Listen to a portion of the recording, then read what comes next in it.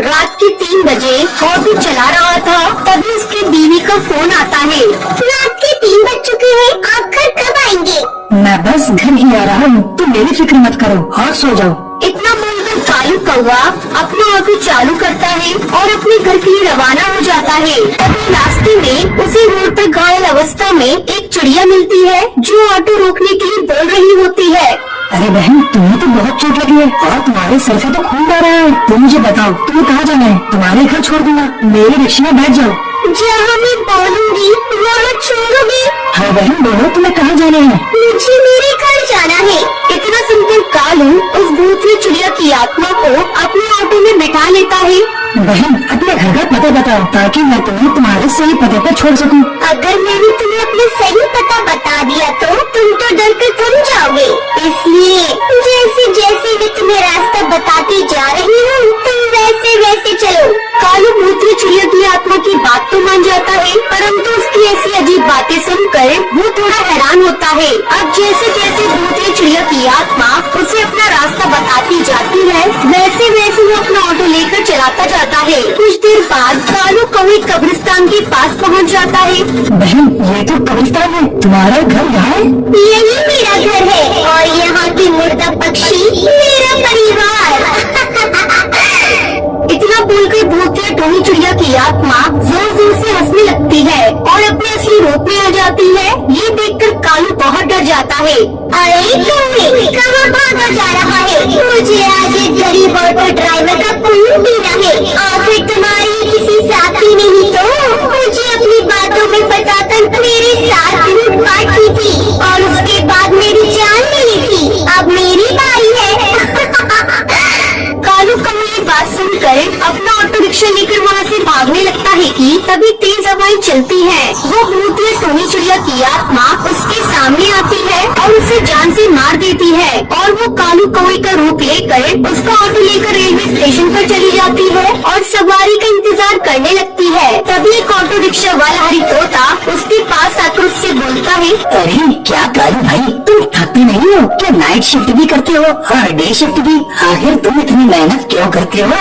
अपना पेट भरने के लिए। तो जैसे क्या मतलब? उसकी ऐसी भयंकर आवाज सुनकर हरी तोता को उस पर शक हो जाता है और वो अपने ऑटो में बैठकर उस पर नजर रखता है। तभी भूतिया टोनी चिड़िया की आत्मा अपने ऑटो में कबूतरी को बिठाकर ले जाती है। तभी, अरे बेटा, तुम मुझे कहाँ ले जा रही हो? मेरा घर तो पीछे ही रह गया। हो सके तो बढ़िया, चुपचाप ऑटो में बैठी रहे। मैं तुझे तेरे असली घर ले जा रही हूँ, जहाँ से तू कभी वापस नहीं आ सकेगी। ये तुम क्या बोल रही हो? रिक्शा रोको, मुझे यहीं उतार दो, मुझे कहीं नहीं जाना।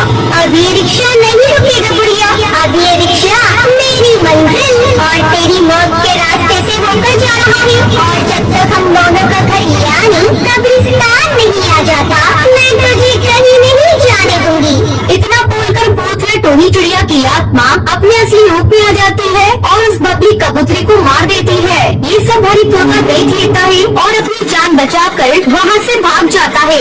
अरे बाप रे, ये तो एक खतरनाक भूतिया चिड़िया की आत्मा है। मुझे जल्दी से ये बात कालू कौवे की बीवी को बतानी होगी।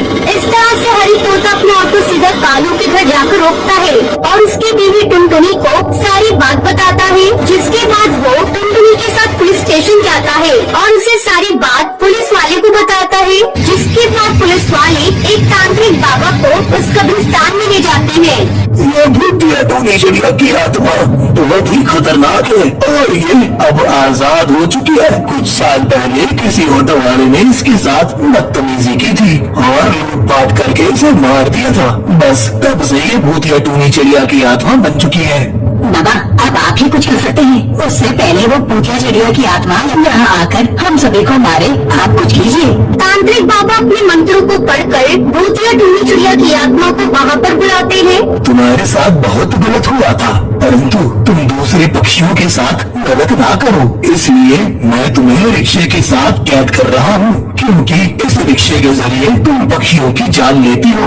मुझे कैद करना ही चाहिए, पर मेरी एक बात याद रखना, मैं एक बार फिर आजाद होंगी और इस बार जब मैं आजाद होंगी तो पहले से भी ज्यादा शक्तिशाली बनकर आऊंगी और अपना ऑटो लेकर मेरी जान लूंगी। इतना बोलकर भूतिया चिड़िया की आत्मा जोर जोर से हंसने लगती है।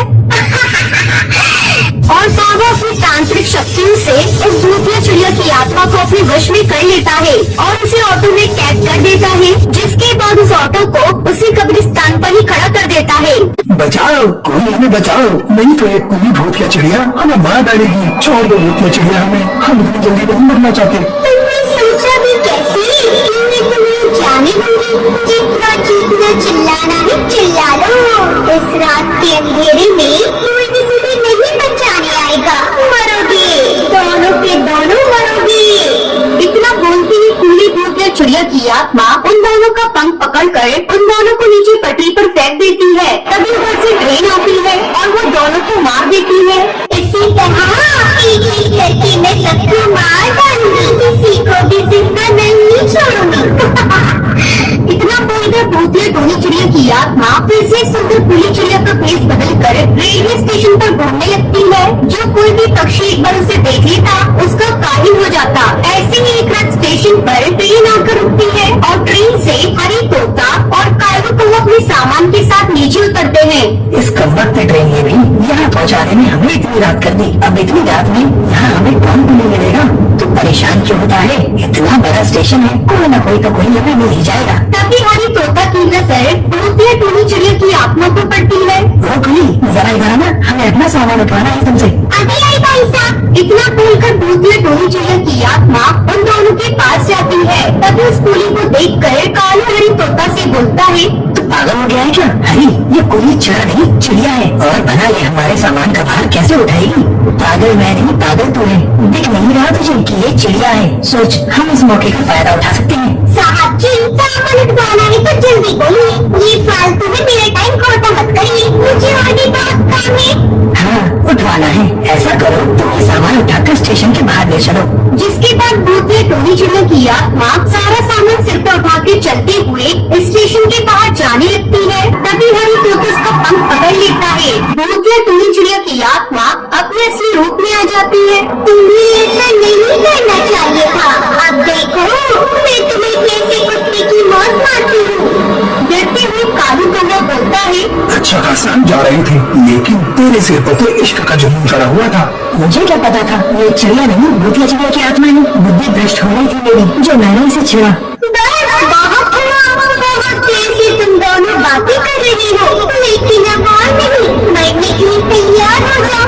माफ कर दो हमें, हम फिर कभी दोबारा ऐसी गलती नहीं करेंगे। गलती तो तुमसे हुई है और गलती करने वालों को मैं माफ नहीं करती। गलती की सजा सिर्फ मौत है, मौत। इतना बोलकर पूरी भूतिया चिड़िया की आत्मा उन दोनों को गला दबाकर उन्हें मौत की घाट उतार देती है। ऐसे ही हर रात भूतिया टोनी चिड़िया की आत्मा कुली का भेष बदलकर पक्षियों को शिकार करती। ऐसे ही एक रात टुन्नू चिड़ा अपनी पत्नी टुनटुनी के साथ प्लेटफॉर्म पर काफी देर से कुली का इंतजार कर रहा होता है। समझ नहीं आ रहा, अब मैं अकेले इतना सारा सामान कैसे उठाकर लेकर जाऊंगा? तभी पूरी भूतिया चिड़िया की आत्मा टुन्नू के पास आकर बोलती है, साहब जी मैं हूँ ना, मैं आपका ये सामान उठाकर ले जाऊंगी। हाँ बहन, लो ये सामान बाहर तक ले चलो। भूतिया टोनी चिड़िया की आत्मा सामान को अपने सर पर उठाती है और स्टेशन के बाहर की तरफ चल पड़ती है। उसके पीछे टुनटुनी और टुन्नू भी जाते हैं। तभी टुनटुनी उसके उल्टे पैर देख लेती है। ये चिड़िया नहीं, भूतिया चिड़िया की आत्मा है। उसकी ये बातें भूतिया चिड़िया की आत्मा सुन लेती है। तो तुमने मुझे देख ही लिया? हाँ, मैं भूतिया चिड़िया की आत्मा हूँ और अब तुम दोनों मरने वाली हो। लेकिन तुम हमें मारना क्यों चाहती हो? हमने तुम्हारा क्या बिगाड़ा है? मैंने तो किसी को कुछ नहीं बिगाड़ा था, लेकिन उन दरिंदों ने मुझे बेरहमी से मार डाला। क्या हुआ था तुम्हारे साथ, बताओ मुझे। तुम जानना चाहते हो तो सुनो। चंदनवन जंगल में टोनी अपनी माँ बबली के साथ रहती थी, जो कि बहुत खूबसूरत और बहादुर चिड़िया थी। पिता की मौत के बाद घर की सारी जिम्मेदारी उसके कंधों पर आ गई थी, इसलिए उसने रेलवे स्टेशन पर कुली का काम करना शुरू कर दिया था। एक दिन रेलवे स्टेशन पर बहुत सारे पैसेंजर मिलते हैं और उसकी बहुत अच्छी कमाई होती है, जिसके बाद वही स्टेशन पर खड़ी होकर वो सारे पैसे को इकट्ठा करने लगती है। उसी वक्त वहाँ पर दो गुंडे कड़कनाथ सेठ और जिगरबाज आते हैं और उसके हाथ से पैसे छीनने लगते हैं। छोड़ दो, ये मेरी मेहनत के पैसे हैं, मैं ये तुम्हें नहीं लेने दूंगी। अरे ऐसे कैसे नहीं लेने देगी, हम भी देखते हैं, हम ये पैसे लेकर ही रहेंगे, चाहे इसके लिए तुझे मारना ही क्यों ना पड़े। मैं मर जाऊंगी, लेकिन ये पैसे तुम्हें कभी नहीं दूंगी। ठीक है, तो हम तेरी इस ख्वाहिश को भी अभी पूरा कर देते हैं। इतना बोलते ही कड़कनाथ टोनी के हाथ से पैसे छीन लेता है। छोड़ दो मुझे, मत मारो, कोई बचाओ, कोई मेरी मदद करो। इतना बोलते ही कड़कनाथ चलते ट्रेन के सामने टोनी का हाथ छोड़ देता है और एक ही झटके में टोनी का नाम निशान मिट जाता है। मैं रोती रही, गिड़गिड़ाती रही, लेकिन किसी ने भी मेरी मदद नहीं की और इन पक्षियों ने मुझे बेरहमी से मार डाला। तभी से मेरी आत्मा यहाँ भटक रही है और पक्षियों को मार कर अपनी मौत का बदला ले रही हूँ। मैं मानता हूँ तुम्हारे साथ बहुत बुरा हुआ है, लेकिन तुम जो कर रही हो वो भी सही नहीं है। तुमने उन पक्षियों को मारकर अपना बदला पूरा कर लिया है। अब तुम मासूम पक्षियों को मारना बंद कर दो। शायद तुम सही कह रही हो। मुझे इस तरह दर दर भटकने से मुक्ति नहीं मिलने वाली। अब मुझे यहाँ से चलना चाहिए, तभी मेरी आत्मा को शांति मिलेगी। ये बोलते ही भूखी कोई चिड़िया की आत्मा वहाँ से हमेशा हमेशा के लिए चली जाती